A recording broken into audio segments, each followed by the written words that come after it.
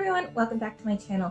Today I wanted to give myself a little bit of a challenge, but like a kind of a short challenge because I have needed something kind of smaller this month to work on, so I figured why not test out some skills that I haven't used in like 15 to 20 years. One of my favorite playlists of videos to watch is this one by Evan and Caitlin, where they do this buy versus DIY challenge. And I've been wanting to do something like this for quite a long time just because it's definitely the way my mind works. I see something online and I think, I could probably make that. So today I wanted to actually do it. I wanted to make the thing, and also I bought the thing so that we can test how close I got. And we might learn some things along the way. So what I chose were these adorable little earrings with these raspberries and little leaves and flowers. So this very much fits my vibe recently, and I have been wanting these for a long time, so this seemed like a perfect excuse to get them. Now, key part of the challenge here is I have not yet actually seen them. All I have to go off of is this image online. Now, when I first saw this, I thought, well, maybe I could make the raspberries out of some beads, because I've been working on another beading project that is bead embroidery, but a long time ago, I got a beading kit where you can make like little lizards and things like that. I wish I still had it all because it's a very dim and distant memory, but I've been wanting to learn how to do that again and try some things out. So I decided to look around and I found this nice little tutorial about raspberry beading. Now, I have no idea if this is the original or not. I've seen several versions of this that all look very similar, so I think that was a great place to start. And I started making some little raspberries, and I had a lot of fun. Originally, I had these two colors of beads. I had this more pinkish one and this more red version, but they're both opaque. So I wasn't sure if it was going to work or not, but I did make this little raspberry, and I loved it so much. It is so cute. I decided to go with the pink just because I thought it was cuter.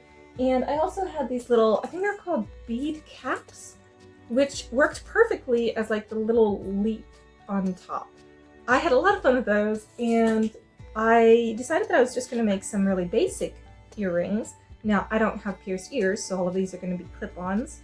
And I absolutely loved them so much that I knew I definitely had to go forward with this project. But I also want to just keep these the way they are because they're a little simpler and they are super cute. Now, the beads that I got were included with a relatively large purchase from teresasullivanstudio.etsy.com. Make sure you go check her out. She has some amazing things. She had exactly what I needed for what I'm hoping will be next month's video. They had these kind of like honey-colored beads and these red beads mixed together. And I really liked that. That was what I used for these little guys. And I really loved how they looked with the more translucent glass bead look. I think they look a lot closer to actual raspberries. These more translucent beads made it official. I absolutely had to do this.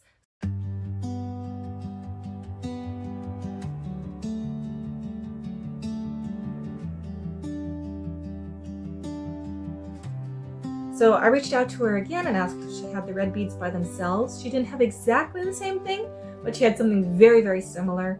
These are the cherry red translucent vintage French seed beads. And here they are. Oh, these are really cute. They're a little bit darker, I think. It's kind of hard to tell. And honestly, they're close enough that I can't really tell the difference. So I will make sure to link the listing to these particular red beads, as well as her store in general, because she is absolutely lovely and she has an amazing selection of items, including some that I desperately needed for next month's video.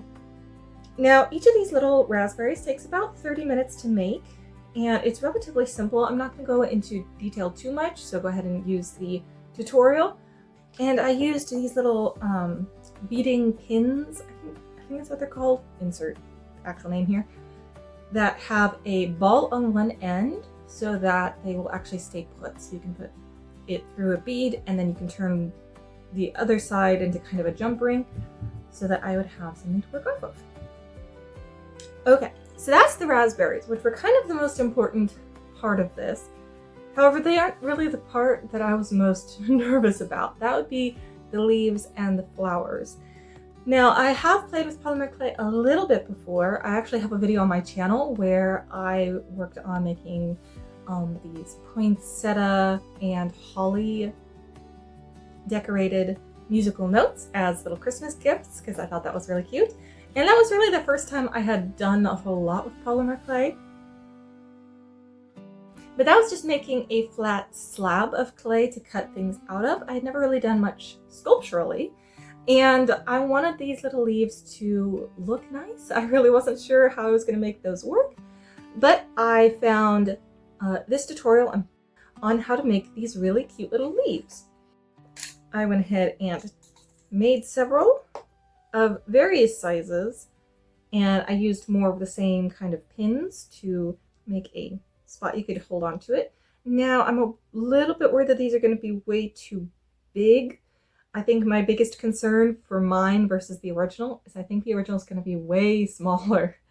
But we'll see, I guess. I'm going to pick the smallest leaves that I've got, but most of them are quite large. So we'll see if that works. And the last piece of this is the little flowers. And this technique was really interesting. Basically you create a little cone of clay and then you slice it in 5 places, and then you use a tool to kind of open them out and spread out the petals a little bit. And that worked pretty well. I have a whole bunch of them. I wasn't sure whether I wanted it to be white or translucent or kind of a mix of both, so I made a whole bunch. And then I made these, which were just translucent. These had like a little bit of translucent with the white, but these are just translucent with some white mica powder kind of dusted around them. And then I went over everything with some of the Sculpey glaze.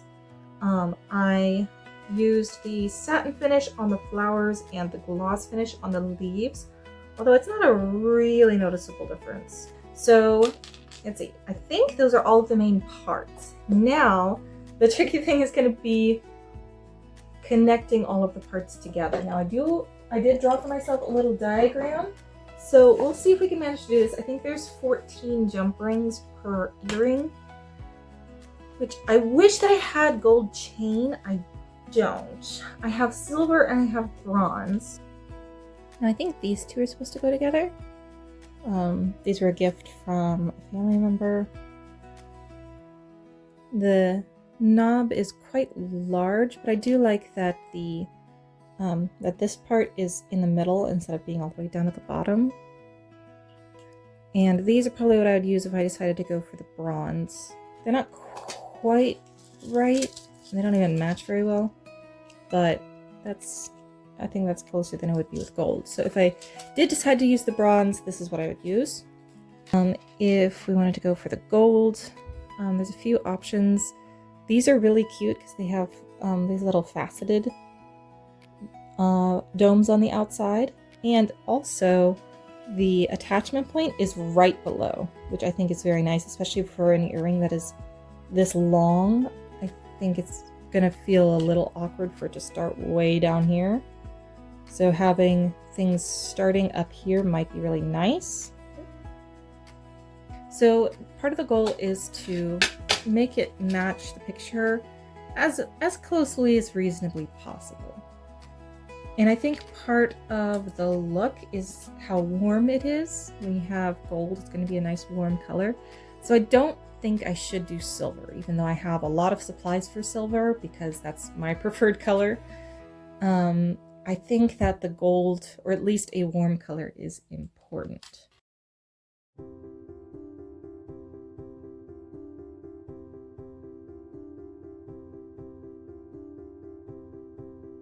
Okay, all my pieces are ready, the gold hardware is chosen, it is finally time to put it all together.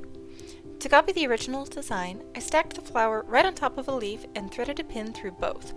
Then I used my round nose pliers to twist the end into a little loop. By the way, if you're a jewelry making pro and know a better way to do this, please teach me your ways in the comments. After making a loop for the second leaf, I created 2 small chains with jump rings to hold the raspberries. The final step was bringing it all together on one slightly larger ring.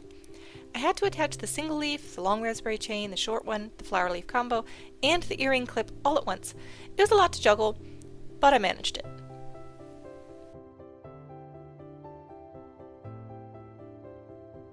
So we have our little earrings. I am so happy with them. They are so cute. This is really cute. It came in a little box. That's nice. I love a little box. Can I help you? Oh, you're gonna help me? Well, Yeah. then I need you to stand over here. Okay? There they are. Alright, let's compare these two pairs of earrings. Taking a cue from Evan and Caitlin, I'll be judging them on aesthetics, quality, function, time, price, and community feedback. First up, aesthetics. This one is tough. My version is definitely a bit chunkier, while the original is more delicate. However, the leaves on the bot pair are a little disappointing. In the bright listing photo, they looked vibrant, but the glossy material loses its brilliance against any darker background, like skin or hair. And for me, it really comes down to the raspberries. While my beaded berries have a natural asymmetry, the molded ones on the bot pair look a bit too perfect, with a shape that's a little too pointed. So for aesthetics, I'm gonna call it a tie.